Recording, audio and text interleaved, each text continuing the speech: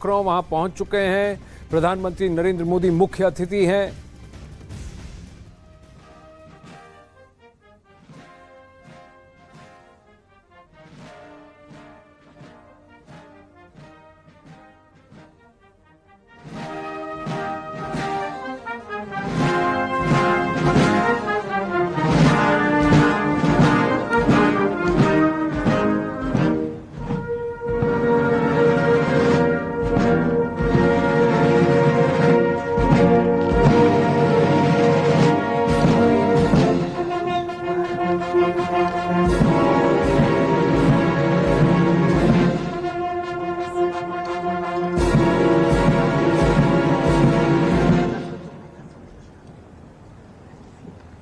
Monsieur le Président de la République, les honneurs militaires vous ont été rendus par un détachement de la garde républicaine composé de la musique de la garde républicaine, du drapeau du 1er régiment d'infanterie, d'une section du 1er régiment d'infanterie, d'une section du 2e régiment d'infanterie.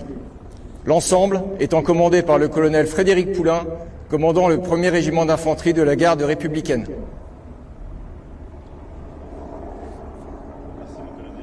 Merci, Monsieur le Président. C'est un honneur, Monsieur le Président. Merci.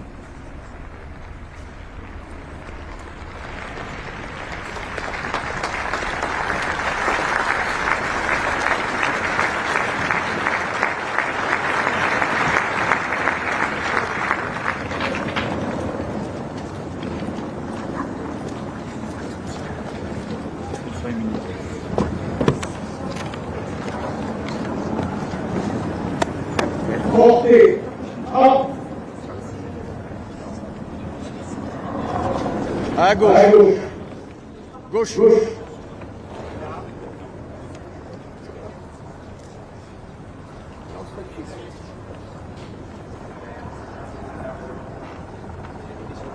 En avant. Marche. राष्ट्रपति Macron अब उसी मंच पर पहुंच गए हैं जहां प्रधानमंत्री नरेंद्र मोदी पहले से ही मौजूद थे। रिवाज और तरीकों को अगर आप देखें तो गणतंत्र दिवस और बैस्टिल डे में कुछ फर्क है, लेकिन राष्ट्रपति वहां पूरे परेड की अगुवाई कर अब यहां पहुंचे हैं। अब यहां से अब वो परेड की शुरुआत होगी जहां सभी भारत का एक ट्राई सर्विसेज कंटिंजेंट भी इसमें शिरकत कर रहा है। अमिताभ सिन्हा हमारे साथ मौजूद हैं। अमिताभ, भारत को जो रिस्पेक्ट दिया गया है, जो प्यार, जो प्रेम प्रधानमंत्री नरेंद्र मोदी को दिया गया है, कहीं ना कहीं इस तरफ इशारा करता है कि फ्रांस का भी रुझान अब बदल रहा है। और पहले से हमेशा दोस्त रहा है फ्रांस, लेकिन ज़्यादा अधिकांश सेक्टर्स में फ्रांस अगर आप देखें तो डिफेंस से ज़्यादा और थोड़ा स्पेस टेक में अगर आप देखें, न्यूक्लियर पार्टनरशिप की बात करें तो जैतापुर में क्या सहमति बनेगी, जैतापुर प्लांट को लेकर ये बहुत बड़ी बात होगी। आज शाम को काफ़ी सारी डील्स पर हस्ताक्षर होने हैं, जॉइंट स्टेटमेंट का भी इंतजार है। बिल्कुल बिल्कुल ये भारत और फ्रांस के दोस्ती जो है सिर्फ रक्षा और स्पेस से अब आगे बढ़ने वाली है। मिराज अगर फ्रांस ने सप्लाई किए थे तो अब राफेल भी फ्रांस ही सप्लाई कर रहा है। तो फ्रांस हमारे सामरिक और रणनीतिक दृष्टि से हमारा जो पार्टनर है, 25 साल हो गए इस सामरिक दोस्ती को भारत और फ्रांस की। और हमेशा फ्रांस, चाहे वेस्टर्न कंट्रीज ने भारत की कई नीतियों पर सवाल उठाए हो, कई बार पोखरण के बाद हमें सैंक्शंस वेस्टर्न कंट्रीज ने लगाए थे, उसके बाद भी फ्रांस सबसे आगे आया था। तो मुझे लगता है कि अब जो तमाम देशों को पोस्ट कोरोना पीरियड, जो कोरोना काल के बाद का जो भारत है, उसमें मुझे लगता है सारे देशों का रुझान बहुत ज्यादा बढ़ा है। जिस तरह से भारत ने कोरोना का टीका बढ़ाया, जिस तरह से भारत ने हर जगह जाकर शांति की बात की, प्रधानमंत्री ने यूएन जाकर कहा कि आने वाला समय आतंक का नहीं मानवता का है। प्रधानमंत्री ने कैसे फूड सप्लाई चेन को कायम करने की बात की, जो रशिया यूक्रेन वॉर के कारण दूर टूटता जा रहा है। फूड सिक्योरिटी की बात उन्होंने बाइडेन के साथ खड़े होकर की। तो खाद्य सुरक्षा पूरे दुनिया में करना, और भारत को उन्होंने एक ऐसे देश के रूप में पेश किया है पूरी दुनिया में जहां न्योता देकर आप इन्वेस्ट करने आ सकते हो। भारत चीन के साथ कई वेस्टर्न कंट्रीज ने हमेशा आगे बढ़ाया। रूस को काउंटर करने के लिए, भारत को काउंटर करने के लिए, रूस भारत दोस्ती को काउंटर करने के लिए। लेकिन मुझे लगता है कि चीन को लेकर चीन को लेकर अभी भी कई वेस्टर्न कंट्रीज को आशंकाएं हैं कि वो उनकी इकोनॉमी को डुबा सकता है। तो मुझे लगता है कि चीन को भी काउंटर करने के लिए भारत की जरूरत इन वेस्टर्न कंट्रीज को है, और हो सकता है यही फायदा जहां भारत का हित हो, यही फायदा। कई सारी चीजें हैं जो मैं नोट कर रहा हूँ। जैसे ही ये ट्राई सर्विस और ये परेड, बेस्टिल डे परेड की शुरुआत होती है, क्या भारतीय कंटिंजेंट भी इसका हिस्सा है, देखने वाली बात होगी। लेकिन ये ऐसा लग रहा है कि फ्रांस के सेना की सभी टुकड़ियां इस बैंड में शामिल हैं। भारतीय बैंड क्या इसका हिस्सा है या अलग से अपना परफॉर्मेंस देगी, देखने वाली बात होगी। कल देर रात सांस्कृतिक रंगारंग कार्यक्रम था, डायस्पोरा को भी संबोधित किया था प्रधानमंत्री नरेंद्र मोदी ने। लेकिन अब फिलहाल ये बेस्टिल डे की तस्वीरें सामने आ रही हैं, भव्य तस्वीरें, बैंड और उनके ट्रेडिशनल तरीके से शुरुआत बेस्टिल डे परेड की, सीधा उसी मंच पर के सामने आकर सलामी देते हुए।